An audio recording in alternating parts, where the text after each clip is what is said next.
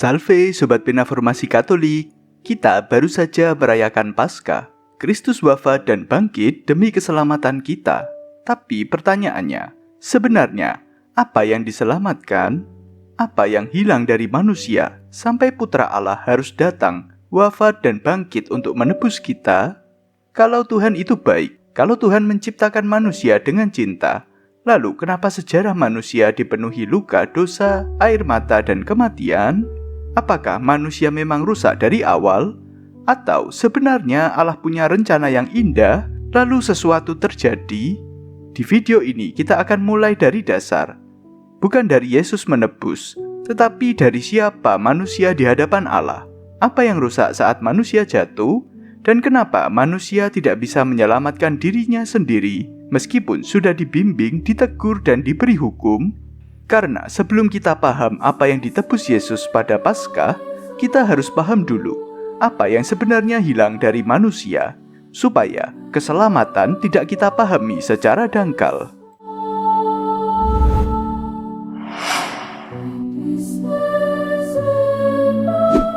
Sobat, kisah keselamatan itu tidak dimulai dari dosa. Kisah keselamatan dimulai dari cinta Allah. Allah menciptakan manusia bukan karena Allah butuh kita. Allah menciptakan manusia karena Allah menghendaki kita ada, menghendaki kita hidup, dan menghendaki kita ambil bagian dalam kasih-Nya. Kitab Kejadian menegaskan bahwa setelah mencipta, Allah melihat semua itu baik. Jadi manusia tidak diciptakan sebagai makhluk yang salah dari awal.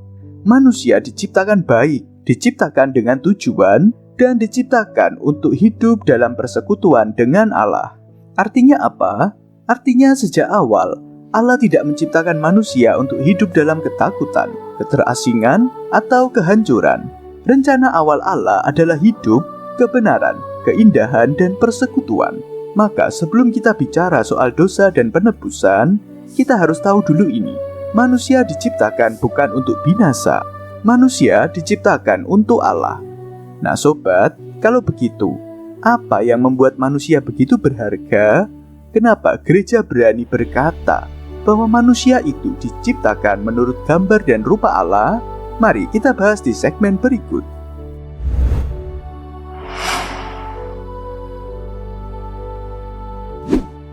Nah sobat, kalau Allah menciptakan manusia dengan cinta, pertanyaan berikutnya, apa yang membuat manusia begitu istimewa? Kitab suci menjawab dengan kalimat yang sangat besar. Manusia diciptakan menurut gambar dan rupa Allah. Itu artinya apa? Bukan berarti manusia mirip wajah Tuhan secara fisik. Artinya, manusia diberi martabat yang sangat tinggi. Manusia diberi akal budi, kebebasan, kemampuan untuk mengenal yang benar, dan terutama kemampuan untuk mengasihi. Sederhananya begini sobat, manusia diciptakan untuk memantulkan siapa Allah itu. Kalau Allah adalah kasih, manusia dipanggil untuk hidup dalam kasih. Kalau Allah adalah kebenaran, manusia dipanggil untuk hidup dalam kebenaran. Kalau Allah adalah setia, manusia dipanggil untuk hidup dalam kesetiaan. Jadi, martabat manusia itu sangat besar. Manusia bukan barang. Manusia bukan sekedar makhluk yang hidup lalu mati. Manusia diciptakan untuk berelasi dengan Allah, dan dari relasi itu, manusia belajar siapa dirinya, bagaimana mengasihi sesama, dan untuk apa ia hidup.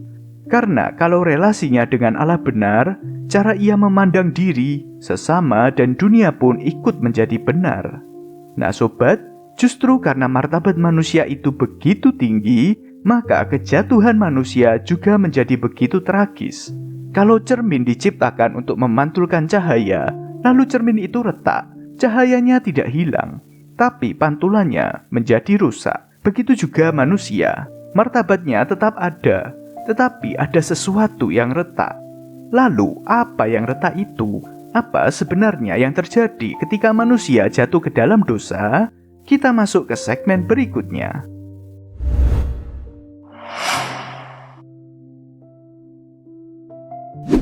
Nah sobat, setelah kita tahu betapa tinggi martabat manusia, pertanyaan berikutnya adalah, lalu apa yang rusak? Jawabannya dosa.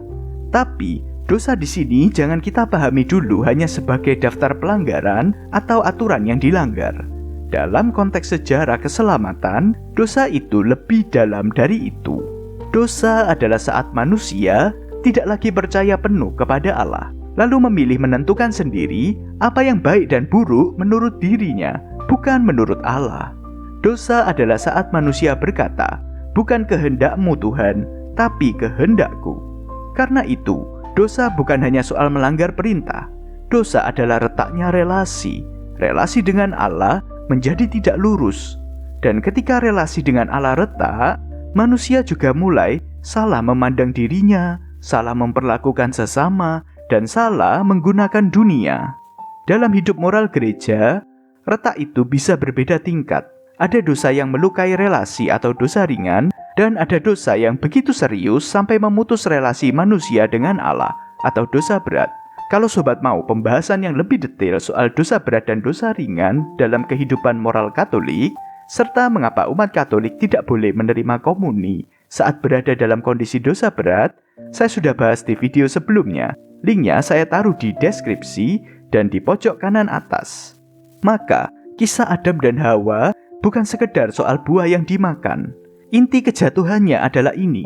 Manusia ingin menjadi seperti Allah tanpa Allah. Dan disitulah luka besar itu dimulai.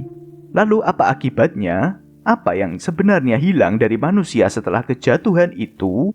Kenapa dosa pertama itu berdampak begitu jauh? Bukan hanya untuk Adam dan Hawa, tapi untuk seluruh umat manusia. Kita masuk ke segmen berikut.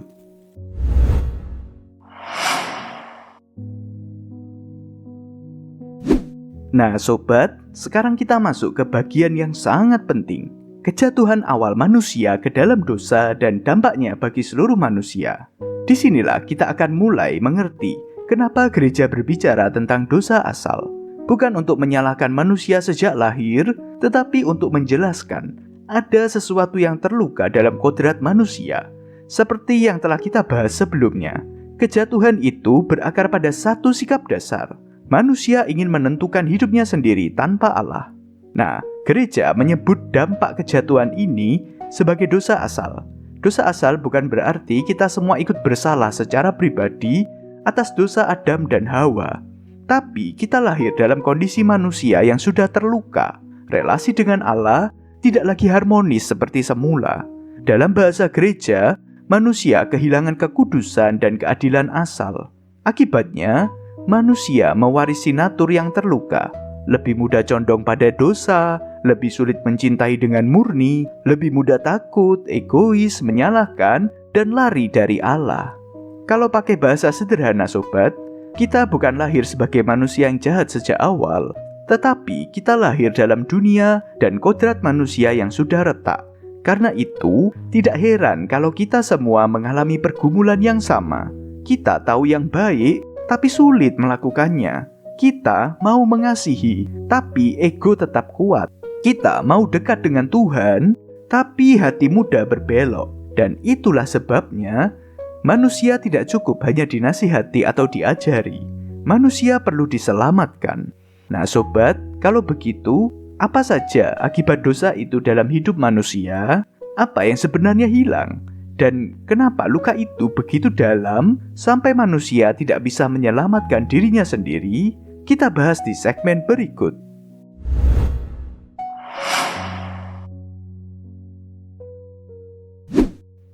Nah sobat, sekarang kita masuk ke akibatnya.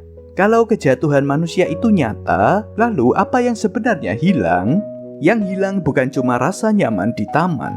Yang hilang adalah keharmonisan. Manusia yang tadinya hidup dekat dengan Allah, sekarang mulai takut kepada Allah.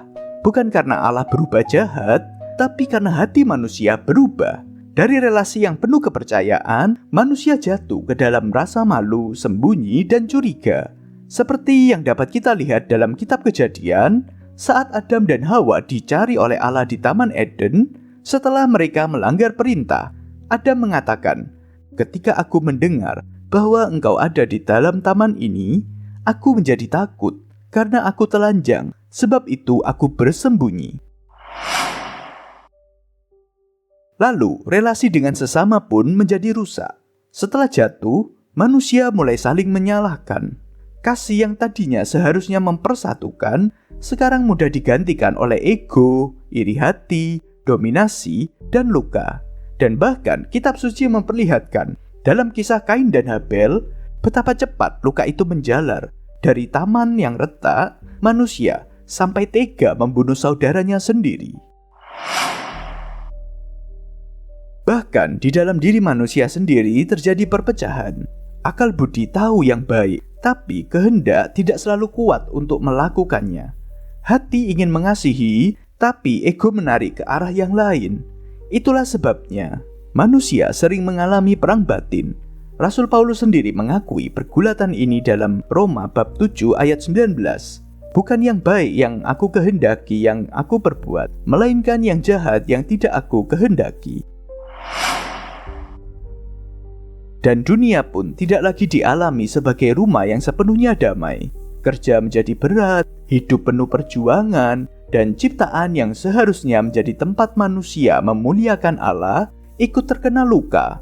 Kitab suci menunjukkan bahwa setelah kejatuhan, tanah menjadi terkutuk, dan manusia harus mencari rezeki dengan susah payah dan berpeluh. Dan satu hal yang paling besar, maut masuk ke dalam sejarah manusia. Manusia yang diciptakan untuk hidup dalam persekutuan dengan Allah, kini mengalami keterbatasan, penderitaan, dan kematian. Rasul Paulus juga sangat menekankan hal ini. Sama seperti dosa telah masuk ke dalam dunia oleh satu orang, dan oleh dosa itu juga maut. Demikianlah maut itu menjalar kepada semua orang. Sobat, inilah sebabnya manusia tidak cukup hanya disuruh jadi baik. Lukanya terlalu dalam. Manusia bukan cuma butuh motivasi. Manusia butuh rahmat, butuh pemulihan, butuh penyelamat. Nah sobat, kalau luka dosa itu begitu dalam, pertanyaannya sekarang, apakah manusia bisa keluar dari luka ini dengan kekuatannya sendiri? Atau seluruh sejarah keselamatan justru menunjukkan bahwa manusia membutuhkan sesuatu yang lebih besar? Kita bahas di segmen berikut.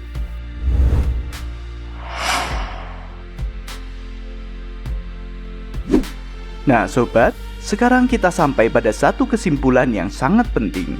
Luka manusia karena dosa itu terlalu dalam. Karena itu, manusia tidak cukup hanya dinasihati, tidak cukup hanya diberi aturan, dan tidak cukup hanya berniat jadi lebih baik. Manusia membutuhkan sesuatu yang lebih dalam, rahmat. Rahmat adalah bantuan cuma-cuma dari Allah yang memberi kita kemampuan untuk hidup dalam relasi dengannya dan melakukan yang baik. Dan kitab suci sendiri menunjukkan ini dengan sangat jujur. Sesudah air bah, seolah-olah manusia mendapat awal yang baru.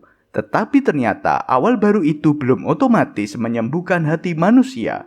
Bahkan, Nuh sendiri, tokoh yang dipakai Allah untuk menyelamatkan keluarganya, tetap jatuh dalam kelemahan. Ia mabuk. Artinya, masalah manusia bukan sekedar butuh suasana baru. Masalahnya ada di hati. Lalu kita melihat Abraham. Ia adalah bapa iman. Ia belajar percaya dan taat. Tetapi, perjalanan Abraham juga menunjukkan bahwa manusia tetap rapuh. Ada saat manusia tergoda memakai cara sendiri, seolah-olah janji Allah perlu dibantu dengan rencana manusia. Namun sobat, di sini kita juga melihat sesuatu yang indah. Meskipun manusia rapuh, Allah tetap setia membimbing. Kemudian datang Musa. Melalui Musa, Allah membebaskan Israel, umat pilihannya, dari Mesir dan memberi hukumnya. Hukum itu baik. Hukum itu suci, tetapi hukum saja belum menyembuhkan hati manusia. Umat yang dibebaskan tetap bersungut-sungut, tetap memberontak. Bahkan Musa sendiri saat menghadapi umat yang bertengkar dan kekurangan air di padang gurun, tidak menaati Allah dengan sempurna dan tidak menghormati kekudusan Allah sebagaimana seharusnya. Karena itu, ia tidak masuk tanah terjanji. Artinya, manusia bukan cuma butuh pembebasan dari luar, bukan cuma butuh aturan yang benar, tetapi butuh hati yang dibarui dari dalam. Sobat, dari Nuh, Abraham, Musa, dan seluruh sejarah keselamatan, kita melihat pola yang sama. Manusia bisa dibimbing, manusia bisa ditegur, manusia bisa diberi hukum, manusia bisa diberi contoh. Tetapi manusia tetap tidak sanggup menyelamatkan dirinya sendiri dari akar dosa, keterasingan, dan maut. Namun ada satu hal yang tidak pernah berubah. Allah tetap setia. Manusia jatuh berulang kali, tetapi Allah tidak berhenti mencari, memanggil, membimbing, dan berjanji. Dan disinilah kabar baik mulai bersinar. Allah tidak berhenti pada nasihat, hukum, atau simbol. Allah sendiri turun tangan. Karena itu, ketika kita berkata, Yesus menyelamatkan kita, kita tidak sedang bicara hanya tentang masuk surga nanti. Kita sedang bicara tentang Allah yang datang membebaskan manusia dari dosa, keterasingan, dan kuasa maut. Dan bagaimana semua itu digenapi dalam Kristus, itulah yang akan kita lihat di video berikutnya. Sobat Pena Formasi Katolik, hari ini kita sudah melihat manusia diciptakan dengan cinta dan martabat yang sangat tinggi. Tetapi kejatuhan ke dalam dosa merusak keharmonisan dengan Allah, sesama, diri sendiri, ciptaan, bahkan membawa maut. Dan karena luka itu begitu dalam, manusia tidak bisa menyelamatkan dirinya sendiri. Sekarang saya mau tanya sobat, dari seluruh penjelasan hari ini, bagian mana yang paling menyentuh atau membuka mata sobat? Tulis saja secara singkat. 1. Citra Allah. Atau 2. Dosa itu retaknya relasi. Atau 3. Dosa asal. Atau 4. Akibat dosa. Atau 5. Manusia butuh penyelamat. Kalau video ini menolong sobat memahami iman Katolik dengan lebih utuh dan tidak dangkal, sobat boleh bantu like supaya semakin banyak orang terbantu. Dan silakan share. Mungkin ada keluarga, teman, atau saudara seiman yang masih bertanya, kalau Tuhan itu baik, kenapa manusia perlu diselamatkan? Siapa tahu Tuhan memakai sobat menjadi perpanjangan tangannya untuk menuntun mereka memahami kabar keselamatan dengan lebih jernih. Dan pastikan subscribe channel Pena Formasi Katolik ini supaya sobat terus mendapat pendampingan katekese yang jelas, praktis, dan setia pada ajaran gereja.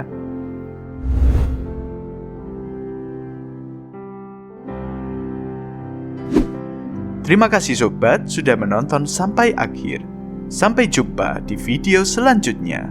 Salve, Tuhan Yesus memberkati kita semua dan Bunda Maria melingkupi kita dengan doa-doanya.